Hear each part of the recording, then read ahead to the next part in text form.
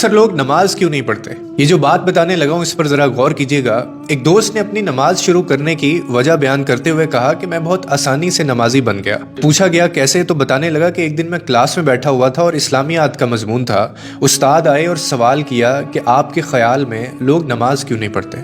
ایک بچے نے معصومیت سے کہا کہ سر جو لوگ مر گئے ہیں شاید وہ نماز نہیں پڑھتے۔ پھر دوسرے بچے نے معصومیت سے بولا کہ سر جنہیں نماز نہیں آتی شاید وہ نماز نہیں پڑھتے۔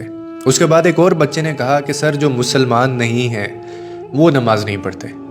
پھر ایک اور طالب علم اٹھا اور کہنے لگا کہ جو لوگ اللہ سے نہیں ڈرتے سر وہ نماز نہیں پڑھتے۔ وہ کہنے لگا میں یہ سب سن رہا تھا کہ اچانک میرے دل میں ایک سوال اٹھا اور میں نے خود سے کہا کہ میں تو زندہ بھی ہوں، مجھے نماز بھی آتی ہے اور میں مسلمان بھی ہوں اور میں اپنے رب سے ڈرتا بھی ہوں، پھر میں کیوں نماز نہیں پڑھتا؟ کہنے لگا میں خود ہی اپنے سامنے کھڑا ہو گیا کیونکہ میرے پاس کوئی جواب نہیں تھا اور مجھے خود سے گھن آ رہی تھی۔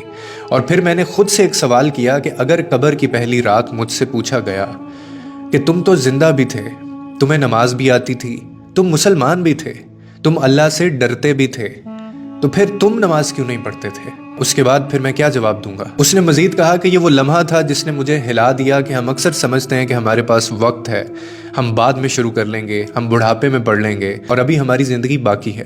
مگر حقیقت یہ ہے کہ موت کسی وقت کا اعلان نہیں کرتی۔ اگر آپ نماز نہیں پڑھتے تو آپ اندر سے خالی ہو چکے ہیں۔